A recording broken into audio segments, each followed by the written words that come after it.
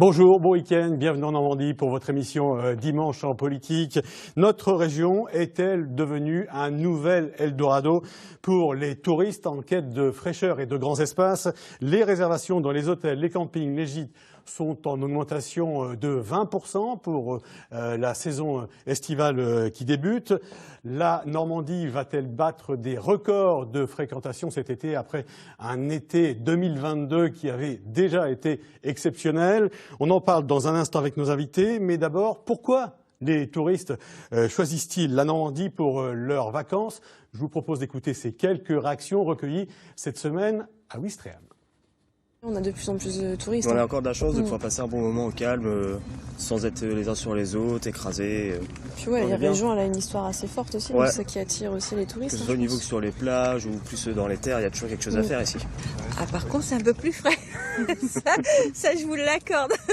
Mais bon, ça a son charme quand même. Et puis, si on veut un peu plus de chaleur, on descend un peu plus bas, quoi. Il y a un retour des Anglais, néerlandais aussi pas mal. C'est vrai que depuis la fin du Covid, on a vu pas mal d'étrangers. On en a pas mal, là, surtout en ce moment depuis le 6 juin. Il y a déjà la mer, ensuite toute l'histoire, et puis la lumière aussi, qui est magnifique. Pour faire de la photographie ici, c'est fantastique. Voilà, la belle lumière de la Normandie, avec ses plages, son histoire, ses touristes. Si on veut de la chaleur, on va un peu plus bas, mais on est bien chez nous, dans la région. On va parler de tout cela avec nos invités. Nathalie Porte, bonjour. Vous êtes la vice-présidente de la région en charge du tourisme. Bonjour. Catherine Brunorine, bonjour. Vous êtes maire de Genêt. C'est un petit village de 400 habitants dans la baie du Mont-Saint-Michel. Vous êtes également vice-présidente du département en charge de l'attractivité. Bonjour. À côté de vous, Thomas Elexhauser, vous êtes à la tête de l'agence Eureka en charge de l'attractivité du tourisme dans le département de l'Eure. Et puis Jessica Bonny, bonjour, vous représentez l'hôtellerie de plein air, les campings, et vous êtes vous-même gérante d'un camping en pleine nature dans le Pays d'Auge, avec plus de 90% de clients étrangers, c'est ça? C'est ça. Hein, qui sont déjà arrivés d'ailleurs, on va le voir tout à l'heure. Alors comment parler de tourisme sans évoquer l'événement de la semaine et de ces 10 derniers jours, l'Armada, 6 millions de visiteurs ont arpenté les quais de Rouen pendant ces 10 jours. Une édition 2023 qui prend aujourd'hui fin avec la grande parade et la descente de la Seine par ces 60 magnifiques voiliers que vous reverrez peut-être dans 4 ans. Quelle meilleure vitrine pour lancer cette saison touristique, Nathalie Porte? Tout à fait, c'est une vitrine qui est absolument fabuleuse parce que pendant ces 10 jours, il y aura eu énormément d'animations, des spectacles, donc des concerts de la région, énormément de monde et tout est gratuit. Ce qui donne quand même une facilité d'accès encore plus spontanée de la part de nos touristes. Alors, 6 millions de personnes, est-ce que ça profite aux autres départements, au département de l'Eure, oui, Thomas Elexhauser? Il y a la grande parade et le grand au revoir qui a lieu donc aujourd'hui, toute la journée. Et donc nous avons, équipé, organisé avec tous les villages traversés le long de la Seine pour accueillir ces milliers aussi de visiteurs qui vont découvrir cette journée fantastique avec ces 60 voiliers le long de notre fleuve.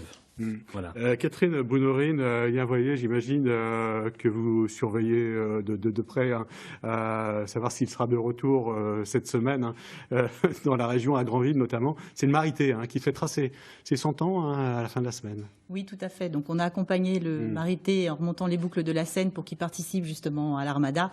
Et les 24 et 25 juin, c'est les temps forts de ce 100e anniversaire. Donc c'est le dernier bateau qui est à la Terre-Neuve, donc qui est propriété du conseil départemental.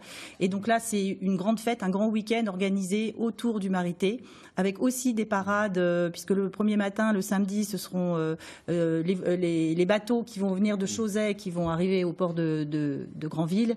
Et puis le dimanche, ils descendent sur Juloville. Voilà. Et puis tout le week-end, possibilité ouverte aux habitants, avec des animations, avec des présentations. Voilà. Jessica Scaboni, je vais vous poser la question quand même. On va parler des campings tout à l'heure parce qu'ils font le plein. Hein. Vous êtes complet hein, pour cet été. En pleine verdure, vous êtes vous à 25 km de la mer, c'est ça, mais vraiment en pleine campagne, hein, dans le pays. Votre regard sur l'Armada, est-ce que les gens qui vont à l'Armada vont après séjourner chez vous? Je ne sais pas si ça se fait dans ce sens-là, mais ce qui est sûr, c'est que nous, on envoie nos clients à l'Armada.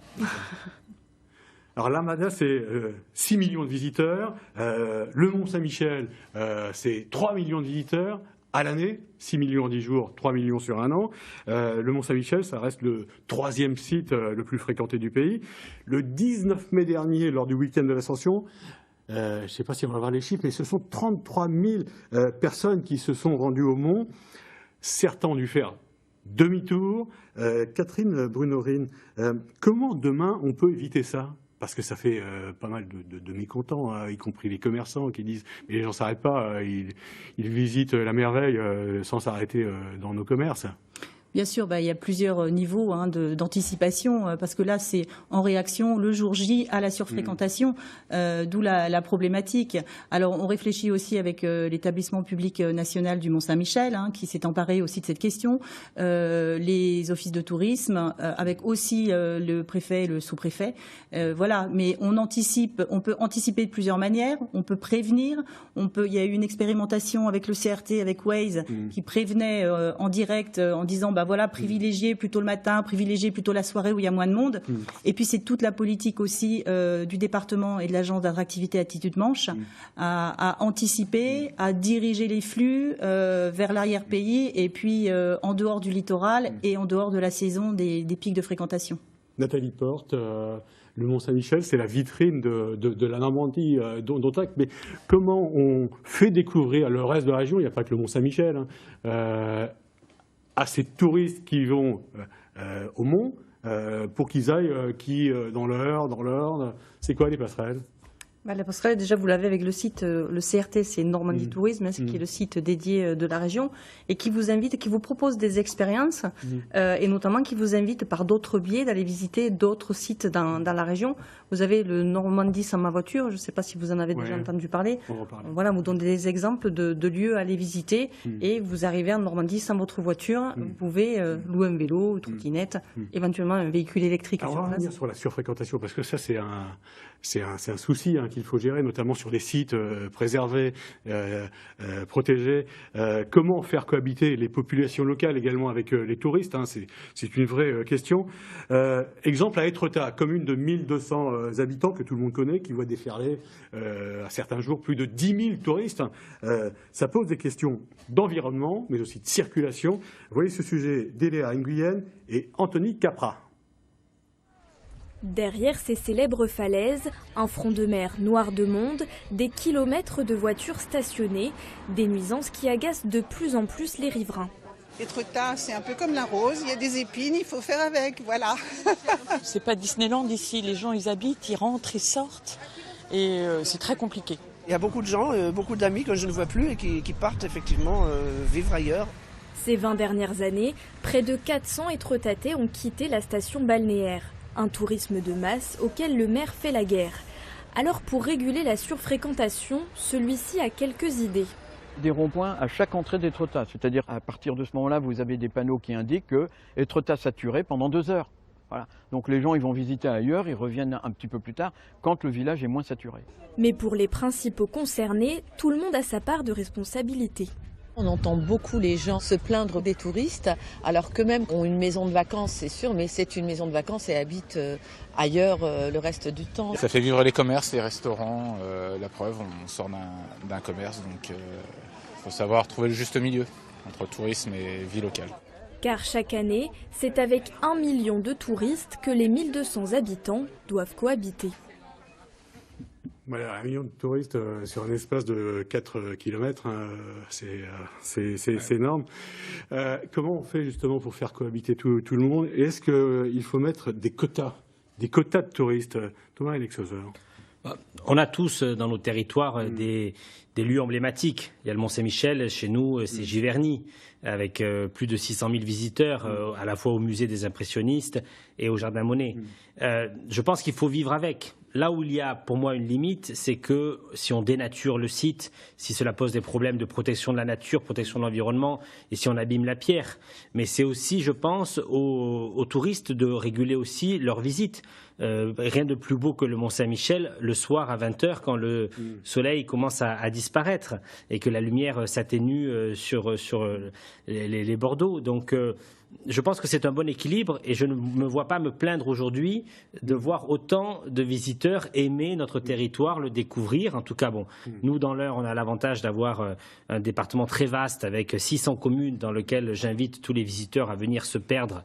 Mais je pense qu'il y a des moyens de réguler sans perdre cette attraction. On va prendre un autre exemple. On a parlé du Mont-Saint-Michel. On a des endroits absolument magnifiques. On a vu quelques images des jardins menés à Giverny il y a un instant. Les îles Chausey, par exemple, dans le département de la Manche. 2000 personnes qui débarquent certains jours de grande affluence sur ce confetti, je peux le dire comme ça. C'est 3 km sur 1,5 km, avec 3 WC publics. Comment on gère ça ? Vous l'avez dit, il y a effectivement une question au niveau environnemental, mais il y a aussi la question de la sécurité et puis de l'acceptabilité des habitants, de la population locale. Et là, je crois que pour certains sites, on est prêt, enfin la population et même les touristes sont prêts à accepter qu'il y ait cette régulation parce que c'est au bénéfice de tous. Voilà, donc après, ça se traite au cas par cas. Et encore une fois, je pense qu'il faut vraiment pratiquer une politique en amont pour que les gens viennent aussi en aile de saison. Comment on fait très concrètement ? Parce que est-ce qu'on peut interdire aux visiteurs de monter sur les navettes, par exemple pour Chausey, s'ils n'ont pas réservé ? Il y a le maire de Bréhat cette semaine qui a dit, moi, le quota, ça sera 4700 personnes par jour et pas plus. Est-ce qu'il faudra, sur certains sites un peu sensibles, on a parlé des falaises d'Étretat, on peut parler de Chausey, est-ce qu'il faudra dire stop ? Alors sur la Manche, les sites qu'on a cités, on parle de pics de surfréquentation à certaines périodes. On n'est pas dans la même dimension qu'Étretat, je pense, où c'est quand même sur toute l'année où c'est compliqué. Donc c'est vraiment anticiper ces périodes, les week-ends comme les week-ends de l'Ascension, le 15 août. Enfin, on sait vraiment que là il y a de la surfréquentation et peut-être qu'il faudra réguler sur ces périodes-là. Ce qui ne veut pas dire une régulation sur toute l'année, mais il faut faire beaucoup de pédagogie et beaucoup d'informations en amont. Alors que cherchent les touristes qui viennent ? On a posé la question tout à l'heure à ces touristes qui étaient sur Ouistreham. Que cherchent les touristes qui viennent en Normandie ? Est-ce que c'est le climat ? Est-ce que c'est la fraîcheur ? Est-ce que c'est l'histoire ? Est-ce que ce sont les plages ? Le tourisme également de mémoire, le tourisme cultuel. Ce qui est certain, c'est qu'on atteint on en parlait, des records de réservation. Je vais m'adresser à vous, Jessica Bonny. Vous êtes gérante de ce camping, ce petit camping dans le Pays d'Eau, à Gonneville-sur-Mer, c'est ça ? Alors, au Brévedent, le Castel Camping du Brévedent. Oui. Comment ça se passe alors ? Alors ça se passe plutôt bien. Cette année, on a eu beaucoup de réservations en amont. Nous sommes complets sur une période de la haute saison, plutôt que d'habitude. Donc, ce qui est très positif, on est très heureux. Et c'est le cas en règle générale sur les campings de Normandie. C'est exceptionnel par rapport aux années passées. Qu'est-ce qui fait ça ? Parce qu'il y a déjà, on est passé vous voir cette semaine, on a déjà vu qu'il y avait un certain nombre d'emplacements qui étaient occupés par plus de 90% d'étrangers, c'est ça ? Alors, c'est ce qui se passe au Brévedent, oui, c'est qu'on a beaucoup d'étrangers. Je pense, parce qu'on propose des emplacements nus, et donc les étrangers recherchent ça dans les campings. Et puis ils recherchent surtout la nature, le retour au vert, la connexion avec la nature, c'est vraiment leur but. Thomas Alexhauser, c'est ce que vous vendez également dans le département de l'Eure. On partage beaucoup cette connexion à la nature. Nous, on est un des départements les plus boisés de la région. On a 85 itinéraires de randonnée et les gens viennent chercher ça. Les gens viennent chercher un peu d'oxygène. Alors, je ne parle pas des plages où c'est encore différent dans notre belle région, mais dans nos territoires ruraux, moi je dis que le tourisme rural, c'est assez tendance. C'est visiter des villages, arpenter, découvrir, sortir des sentiers battus. utiliser le vélo dans de nombreuses pistes cyclables. Et je vois bien dans les connexions sur Internet pour le site de RECA, l'agence d'attractivité de l'Eure, le numéro 1, c'est la déconnexion de la nature et les sentiers, les activités de plein air qui sont recherchées. Je pense aussi que ça traduit une évolution des mentalités et des pratiques de la part des touristes. Mais est-ce que ça veut dire qu'on s'adresse plus aux jeunes générations, cet appel justement vers un tourisme vert, une région éco-responsable? Nathalie Porte, c'est quoi? C'est assurer en fait la clientèle de demain, ça? Oui, et puis toutes les générations sont attirées maintenant par ce type de tourisme que l'on peut appeler du slow tourisme, hein. Prendre le temps de découvrir autre chose et autrement. On voit bien, même les cyclistes ont changé.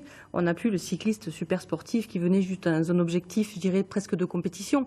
Ils viennent vraiment même en famille avec les vélos chargés et ils viennent sur une destination en vélo. Vous me parliez de la Normandie sans voiture. Donc, qu'est-ce que vous allez faire pour ceux qui s'engagent à visiter la région à vélo? Alors, il existe déjà des propositions qui sont faites, notamment, je citerai l'exemple du centre Juno Beach, qui, dans sa politique RSE, a lancé... RSE, pardon responsabilité sociale environnementale de l'entreprise. En fait, si vous voulez, ils ont mis en place au sein de leur établissement une tarification bas carbone. Ce qui fait qu'on félicite et on remercie le touriste qui a pris la peine de venir en train, qui n'a pas utilisé sa propre voiture, même si c'est un véhicule électrique, je tiens à le préciser, pour venir sur le site. Donc, de plus en plus, ce type d'opération va se développer. Le vélo versus camping-car, on en voit partout, hein, notamment sur l'Armada, au moment du 79e également. Et ça, c'est une carte qu'on joue, ça On a la chance d'avoir beaucoup de boucles qui traversent la région. Notamment la Seine à vélo, dont j'ai la chance de m'occuper. C'est une nouvelle tendance qui répond aussi à des besoins vis-à-vis du pouvoir d'achat des Français, de voyager à moins loin, à moins cher, sans les véhicules, avec moins de carbone consommé. Vous savez que cette mode des voyages où nous partions en all-inclusive à Djerba est un peu cassée. Les gens veulent partir moins loin et à l'aventure, et le vélo permet ça, de pouvoir traverser des territoires en famille, comme le disait Nathalie, dans des lieux assez magnifiques le long de la Seine ou autour de la Manche, des plages de la Liberté. Alors, les plages de la Liberté, justement, on va en entendre beaucoup parler dans les mois qui viennent. Et à l'occasion du 80e anniversaire du débarquement, dans moins d'un an maintenant, les préparatifs sont lancés. Qu'est-ce qu'on attend d'un événement comme celui-ci, et qui sera le dernier grand anniversaire? On s'y prépare déjà, Nathalie Porte? Tout à fait, nous l'avons annoncé en début de semaine donc avec le président Hervé Morin. Ce sera forcément un grand événement avec beaucoup d'émotions parce que la plupart de nos vétérans, ce sera certainement la dernière fois que nous les verrons. Ce sera à la mesure de ce que déjà ont été les 75e et 70e anniversaires des événements festifs. Mais là, on pousse aussi l'ensemble de la Normandie. C'est pas seulement le 80e anniversaire du débarquement, c'est le débarquement et la bataille de Normandie. Donc ça rentre aussi dans ce sur quoi on parle depuis le début, c'est comment on invite les touristes qui viennent pour le tourisme de mémoire à ne pas venir seulement sur les plages. Jessica Bonny, il y a déjà des gens qui vous appellent pour l'an prochain pour réserver leur emplacement parce que ça sera le 80e? On a une pré-liste de réservation pour 2024. Il y a des gens qui... parce que vous attendez à être complet pendant cette période. Oui. Et puis en fait, ils ont très envie de venir là sur leur date et d'avoir de la place. Donc ils pré-réservent longtemps en avance. Je reviens juste un instant sur l'histoire de ces touristes qui débarquent en camping-car, on en voit partout. Est-ce qu'il y a assez d'aires de stationnement, Catherine Bruno-Rine? C'est souvent les communes qui paient ces aires de stationnement. Oui, alors les camping-cars, vous l'avez remarqué, sont surtout sur la bande littorale. Et là aussi, il y a une surfréquentation et il y a certaines communes qui subissent, on va dire, et qui ont beau faire des aménagements, ils sont dépassés. Donc en fait, il y a toute une sensibilisation qui est faite aussi aux communes rétro-littorales. Certaines se sont engagées dans cette démarche et c'est tout bénéfice parce que ce sont des touristes qui s'installent sur la commune, qui viennent consommer, qui participent aux animations, qui participent à l'économie du territoire. Et Et voilà, après, chaque territoire a ses propres politiques, mais en tout cas, ceux qui ont fait ce choix-là ont vu se développer leur économie. Est-ce que c'est vrai de dire que ce sont aussi des visiteurs qui comptent un peu leurs sous, qui ne vont pas dépenser forcément dans les restaurants, dans les musées? Est-ce que c'est juste de dire ça? Après, je sais pas. Après, on peut calculer le panier moyen de chaque touriste. Hein. En tout cas, 400 €, je crois, un peu plus de 400 €. Alors ça, c'est pour la partie mémoire. Oui, c'est 83 € par séjour et par visiteur. Et ça, c'est un panier moyen supérieur quand même à ce qu'on peut. On a aussi des étrangers qui ont un potentiel d'achat un peu plus important. Par contre, pour rebondir en accord avec ce que tu disais, Catherine, c'est que on voit bien le camping-cariste, il a changé. Par rapport à une période où justement il mettait tout dans son camping-car et il ne consommait pas forcément sur les territoires. Aujourd'hui, il consomme. Il va visiter et puis il va faire le tour de ce qui lui est proposé, les expériences qui lui sont proposées et même expériences culinaires. Je suis sûre qu'il y en a même qui font leur circuit en fonction de là où ils peuvent manger et ce qu'ils peuvent manger et boire. C'est un levier aussi pour les commerces de proximité. Hein. Dans les petits villages, il y a cette problématique des fois du dernier commerce ou comment on le maintient. Et ça vient vraiment soutenir économiquement les commerces de proximité. Alors, on posait la question tout à l'heure de savoir si la Normandie était le nouvel Eldorado touristique, parce qu'on vient chercher plus les grands espaces, la fraîcheur. Est-ce que ça peut être la Côte d'Azur de demain ? Alors la Côte d'Azur de demain, pourquoi pas si on est sur un schéma dans le temps long, parce qu'on a connu des années très fortes de développement de la Côte d'Azur et puis après des déceptions un petit peu dans les visiteurs. Moi, ce que je souhaite, c'est que la Normandie tout entière, dans le chemin long, soit vraiment une destination prisée aux touristes, aussi aux nouveaux habitants, puisqu'on cherche à densifier nos campagnes et à répondre aux besoins en emploi chez nous. Je ferme la parenthèse. Mais la région, c'est vrai qu'il y a le côté aussi environnemental, avec les températures qui sont plus clémentes parfois, mais pas toujours. Un magnifique bord de mer. On a une diversité formidable. 680 km. Que vous soyez dans l'Orne, que vous soyez dans la baie du Cotentin, sur les plages ou dans tous les magnifiques cours d'eau que traverse l'Eure, on a une diversité formidable. Même la Seine-Maritime est encore extrêmement différente de l'ensemble des autres départements. Alors je ne vais pas ici faire la défense encore plus de mon département plus que ceux de mes collègues, mais on a la chance d'avoir un territoire magnifique. Et puis on a des histoires. On a le tourisme de mémoire qui fait partie d'une période de l'histoire, mais on a quand même l'histoire de Guillaume le Conquérant et de tout ce qui tourne autour de ça, donc avec énormément de monuments à visiter et avec une population qui est attirée par ce type de tourisme aussi. Jessica Bolny, quand vous accueillez les clients dans votre camping, qu'est-ce qu'ils vous disent? Pourquoi ils viennent chez nous? Ils viennent pour plusieurs choses, en effet. Hein, on l'a dit, la Normandie est quand même très riche.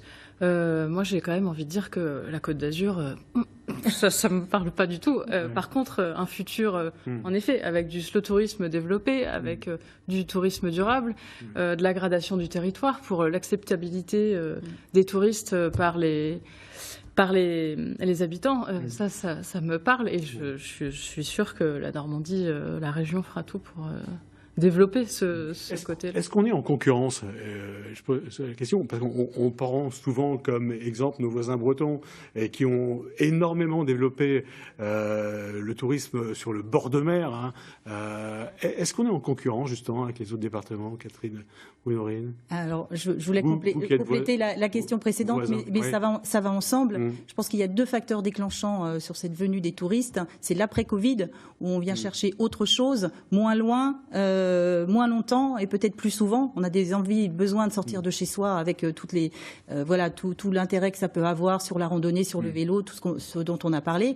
Et puis il y a aussi malheureusement la question climatique dont on ne se réjouit pas, mais auquel il faut s'adapter. Et donc la Bretagne, la Normandie, nos départements, nos régions sont considérés un peu comme des îlots de fraîcheur. Et donc la question climatique qui avant, où des fois on avait une image pluvieuse, c'est devenu en fait un atout pour nous. Donc c'est à nous aussi. Quand je pose la question de savoir si demain la Normandie pourrait devenir la Côte d'Azur, ça veut dire que est-ce qu'on peut ouvrir vers une côte qui serait davantage urbanisé, bétonné, ou est-ce qu'on met des garde-fous, Nathalie Porte? Non, mais des garde-fous. Enfin, on n'a pas du tout intérêt justement à bétonner. Il faut protéger l'ensemble de nos côtes et de notre littoral, et même à l'intérieur des terres. Je ne vais pas rentrer sur le ZAN. Oui, alors ZAN, on va traduire zone d'artificialisation. Zéro artificialisation nette. Ouais, c'est ça. Voilà. Donc de toute façon, on ne pourra pas continuer à artificialiser, mais la Normandie, quels que soient les départements, ne vont pas chercher à absolument bétonner ses côtes. La cohabitation avec les populations locales, on en a parlé. Demain, si on a un flux de touristes comme ça, qu'est-ce qu'il faut améliorer? Alors dans la Manche, on est en train de travailler à une démarche qui sera sans doute mise en place en 2024, où on est en fait sur une sorte de, on va dire, d'engagement moral, en tout cas un contrat qu'on passera avec le visiteur, avec le touriste. Donc on anticipe sa venue. Vous venez sur un territoire qui est extrêmement protégé, avec des paysages magnifiques, sauvegardés, et donc vous devez avoir un comportement, voilà, adapté pour que ce tourisme soit raisonné. On s'inspire très nettement d'une politique qui est mise en place depuis très très longtemps en Nouvelle-Zélande, et on va expérimenter ça pour passer cette espèce de contrat moral avec le visiteur, pour que ce soit gagnant-gagnant pour tout le monde, et qu'on respecte, qui respecte aussi le territoire et les habitants. Il y a un changement dans les mentalités. Jessica Boni, j'imagine que dans votre établissement, ce camping, oui. Vous voyez que les gens sont plus sensibles à la nature? On voit qu'en effet, ils viennent pour ça. Autant, il y a quelques années, peut-être on était précurseurs, et donc ils venaient, ils découvraient. Là, ils sont à la recherche de ça. Donc c'est important de répondre à cette demande. Surfréquentation, c'est aussi notre travail à nous de faire connaître la Normandie dans son entièreté. Parce qu'il y a Étretat, il y a le Mont-Saint-Michel, il y a Giverny, mais il n'y a pas que. Chez nous, nous avons le château du Champ de Bataille, qui est l'un des plus beaux châteaux privés du collectionneur Jacques Garcia, et qui, à côté de Vaux-le-Vicomte, ça n'est rien. On a d'autres établissements absolument magnifiques. L'abbaye du Bec est loin, c'est un lieu incroyable. Il y a plein de lieux magnifiques à visiter dans la région, et on l'a peut-être pas dit suffisamment, mais il y a aussi beaucoup de Normands en fait qui choisissent de découvrir leur région au cours de ces périodes de vacances. Merci beaucoup d'avoir participé à cette émission Dimanche en politique. Dans un instant, votre journal régional, on parlera encore de tourisme avec l'Armada, puisque on sera sur les quais de Rouen à l'occasion de cette grande parade qui est en cours depuis 8 heures ce matin. Ces magnifiques voiliers qui redescendent de la Seine sur une distance de 120 km pour reprendre le grand large. Merci beaucoup, bon week-end et à très vite.